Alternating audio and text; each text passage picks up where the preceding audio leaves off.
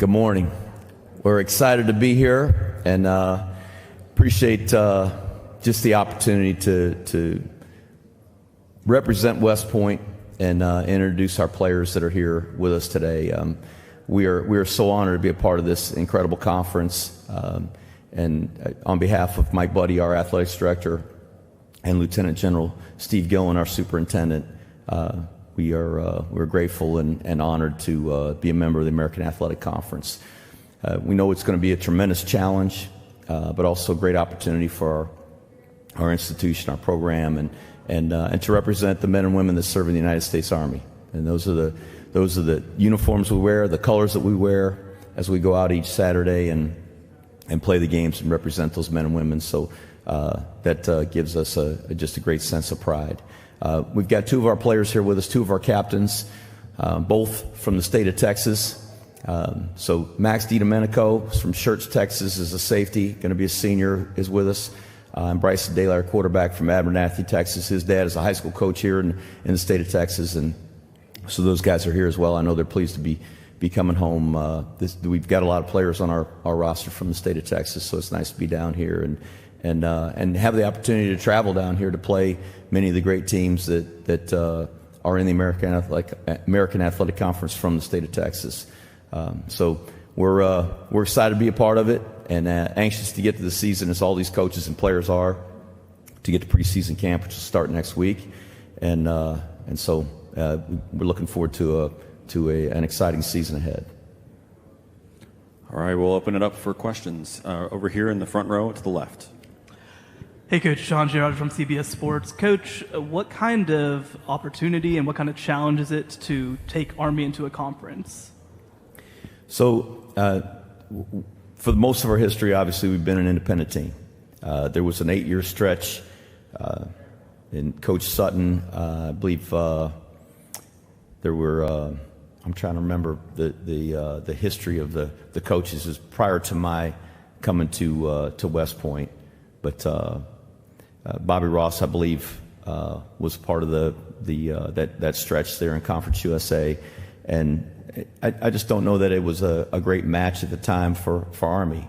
It may very well have had to do with being in the league, and there might have been other factors, but it was not a successful venture for West Point. And I think because of that, there's been a lot of hesitation and a lot of doubt about joining the league. But just felt personally, and as I talked to Mike and General Gillen, that this was the right time for us to make this move. Scheduling has become a real challenge, and a lot of that is driven because of the changes in college football, the realignments of the major conferences, and as those teams are changing conferences, their schedules have to change, and there's a huge trickle-down effect. Whether it's those teams that are sending us a letter saying, we need to get out of this game because we're changing conferences, or other teams that say we've had a schedule change because of another opponent, we've got to cancel our game or change our game, and it just became very challenging to put a schedule together. And we were finding that inside of 12 months, we were having to find new opponents, and so that was one of the factors. The other is with the expanded playoff. I think it's important, if we're going to compete at this level, at the FBS level, that there's a pathway to the playoff, and to I'm not delusional. It's hard to win a college football game at this level, any game, and it will be tremendously challenging for us to win a game in this league. But to not be able to say we've got a pathway, particularly in recruiting, I just felt like we needed to be in position to do that. So I'm excited that there is a pathway for a group of 5 team to be able to compete in the playoffs.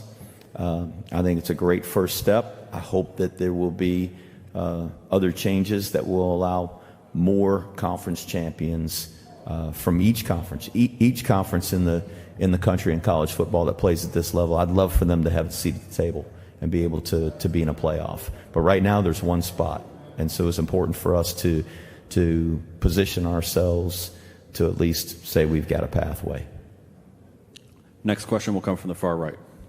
Trey Smith, College Underdogs. Coach, rivalries are what make college football great. Already being a part of arguably the greatest rivalry in college football with Army-Navy. Now being in a conference with a team like UTSA and the military presence that's in San Antonio, I've always felt like if given a chance, that could evolve into a pretty cool, unique rivalry. What are your thoughts on that? And then how might that be able to impact your presence in recruiting in a state like Texas? Well, I think that being a part of a conference, new rivalries are born. And I'm certain that whether it's UTSA or other teams in the league, that there will be some games where it'll be very competitive and just naturally there will be some rivalries that will grow from those games. So UTSA has been what a tremendous job Jeff has done there.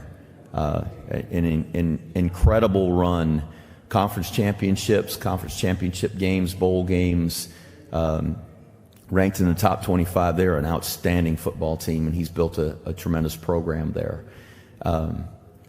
Obviously, the military presence here in the state of Texas there's a real connection for us at Army with the state of Texas. There are a lot of Army bases here and a lot of soldiers close by.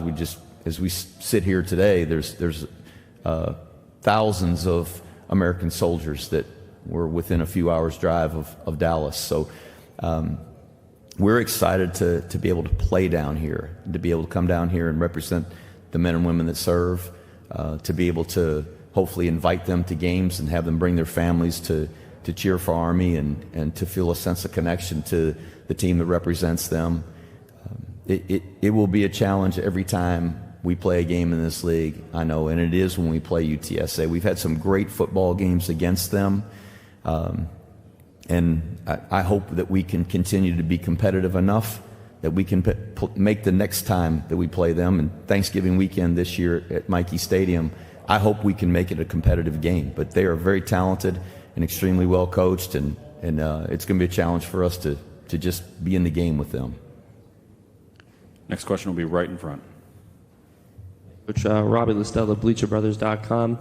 I know, understandably, it's your first year on the job, but is there kind of any sense for maybe you or the people around you that with NIL and everything, that the pool of players that are available to military academies has shrunk at all, or do you guys still find yourself still readily available to recruit from a large pool of players? We have to cast a very large net, and I think one of the things about the academies is that really not much has changed with all of the rule changes in NIL and the transfer portal. The transfer portal has always been open to our players before their junior year. Once they attend classes at the start of their junior year, they've affirmed, which means they've pledged a commitment to complete their curriculum and graduate from the military academy and then serve 5 years in the Army. So that hasn't changed. Prior to the start of their junior year, they've always been able to transfer, and we've had guys that have done that. We've never been able to take guys out of the transfer portal. I should say that we can, but it's not as appealing to transfer to an academy because essentially they start over. If a young man or young lady wants to transfer to the United States Military Academy and they attend the University of Texas or the University of whatever state, any institution, they start over as a freshman. They come in, they go through cadet basic training. None of their credits transfer. They start over. So most people that consider transferring, they've got a reason that they're coming to West Point, and it's not necessarily driven by the transfer portal in athletics. It's not any more or any less challenging, in my opinion, to recruit to the academy right now because of the rule changes. It's always been a challenge and will always be a challenge because of the military commitment that comes with that. Fortunately, there are enough young men and women in this country that have a spirit to serve, and they may have never thought about going to West Point or one of the service academies, but when they have a conversation with a coach, they're open to it and they'll listen. And so there's enough to go around. I think what the transfer portal has done, and the fact that there are so many players that are taking the place of scholarship players who leave a school from another college. It's not as common for colleges to go out and replace their graduating players or their transferring players with high school players. So there are probably fewer high school players that are signing national letters of intent to attend Division I universities, and that may leave a few more guys out there for us to be able to pull into our net. With the conversations about roster limitations changing, currently 85 scholarships at the FBS level, that may increase. That may increase to over 100. So that's going to mean more guys on scholarship, which that may reach into the net that we cast and pull some of those guys that we may have been able to recruit. So it'll be interesting to see how that really affects recruiting at the academies and at Army. But as of right now, it's only sped up the process. It hasn't changed the guys that I think we probably have a chance to recruit, but it has kind of pressed the gas pedal. There's high school prospects making commitments a lot earlier than they had been 10 years ago. Next question will be here to the far left. Hey, Coach. Ken Kreitz for Cam Vets Media. Just to ask you about the two players you brought today, Bryson Daly, the quarterback, and Max DiDomenico, the safety. Outstanding seasons they had last year as you won the Commander-in-Chief Trophy. They're providing leadership. They're wearing the red sashes as leaders of the Corps Cadets today. Two great guys and two tremendous leaders. They've both been a big part of our program for the tenure that they've been there. Not been starters since the day they arrived, but both have been leaders in their class, and we recognize the leadership abilities they had and the athletic abilities that they had. And like our team, they're not oh my gosh talented or particularly more gifted than other people were going to play. They're just two guys that play really hard. They're really tough. They care a lot about their team and their teammates, and they're great competitors. And that's what makes them tremendous leaders, and it's what I hope will give them the opportunity to make plays to help us hopefully win some games this year. Bryson Daly is a first-year starter. Last year as a junior, he had played about 15 snaps in his career going into last season, and just to see how he matured. We had obviously a really tough stretch in the middle of the season last year, and to just watch him lead our team and bring that confidence to the huddle in practice and in games as we finished out the season was really encouraging, and I'm excited that he's our quarterback, and hopefully we'll keep him healthy and he'll be able to play this entire season for us. I think we'll be a better team if we can do that. Max DiDomenico is a guy that has played a lot of football for us. Was one of the few guys that comes in as a true freshman, straight out of high school, was a direct admit to the academy and played as a freshman. Played a lot of special teams, played a lot of snaps at safety, and has been a on and off starter since his sophomore year, and was a starter all of last season. Really a voice on our defense and the leader of our defense. Like the guys that have come before him that played that position, very much wired the same way. Marquell Broughton and guys that have played that position. Ryan England, names you remember, guys you remember. That have been great leaders and productive players for us. So our team has a lot of confidence in him, and he he brings a lot of confidence to our defense when he's out there on the field. We'll do two more. First one in the front. Coach A.D. Moore, Houston Roundball Review. Obviously, these guys that come to the academy have a commitment to serve their country, but you have some players that have an ability to blossom to go from a professional level on the playing professional football. How does that give you a little bit more leeway to bring some of these guys that want to still serve their country, but they still have the opportunity to, take that shot at the professional level? And how does it help you? I'm sorry. Finish your question. And how does that maybe affect y'all, help y'all in any way? I've been really proud of the guys that we've had on our team that have had a chance to play in the NFL, and we've got several that are on rosters right now, and I hope they'll make their teams again this fall and be able to play in the league again this fall. It's a great opportunity to be able to have a path to pursue both of those goals by coming to West Point. And I'll say most of our players that we recruit, they didn't dream of going into the military.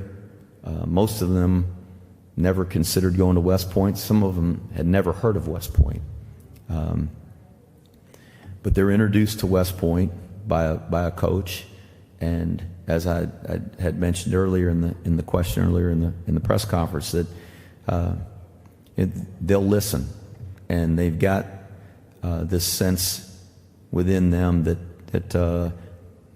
they have the spirit to serve, and that may not mean serving in the military, but to serve other people. And so people with those traits and that value, I think, are open to considering the academies. And when a young man and his parents have a chance to really explore the opportunities that West Point has, the education, the leadership training, and that's something that every day in every classroom, in every meeting that we have, in all of the military training that they do, leadership is at the core of what we're trying to teach. And so that's a unique and special opportunity for them, and then to serve their country and to have the responsibility as second lieutenants, as young officers, as young professionals, to lead other people, to lead men and women, to motivate, inspire, train other people to be their best as a team. And so that's what leadership is all about. So to have that opportunity is really special. But to have a path to play in the NFL and to pursue football beyond college is a dream of every one of our guys. And I would love for every one of our players to have a chance to play in the NFL. But the guys that we have playing on teams right now, they were all developed. None of those guys were five-star prospects. Brett Toth has played several years as an offensive lineman in the NFL. He came to us, he was 6'6", 220 pounds, a homeschooled tight end from Charleston, South Carolina, and he played as a senior for us at 305 and has played for the Eagles at 327. So, he's gained over 100 pounds since he was a freshman in college, and he developed into a player. Most of the guys that have an opportunity to go on and pursue football beyond their careers at West Point, they're going to develop, and it's a great personal commitment that they make, and a great job by our coaching staff, our strength team, to prepare them and give them that opportunity. And so I hope that there will continue to be a path and an opportunity for not just our football players, but all of our athletes at West Point to be able to pursue sports beyond college. And I think it's a platform for our Army, for our armed services, to be able to say, look, here's an Army officer, here's a military officer that's playing sports at the very highest level in the world, and they're representing the other men and women that they serve alongside. And for them to leave that arena in the NFL and to be able to go into the United States Army then as an officer after they finish their career in the NFL, and and the credibility that they'll have as a competitor, I think will only enhance their abilities and opportunities to lead in that arena and be a leader of soldiers. All right, that's all the time we have, Coach. Thank you so much. Thanks a lot.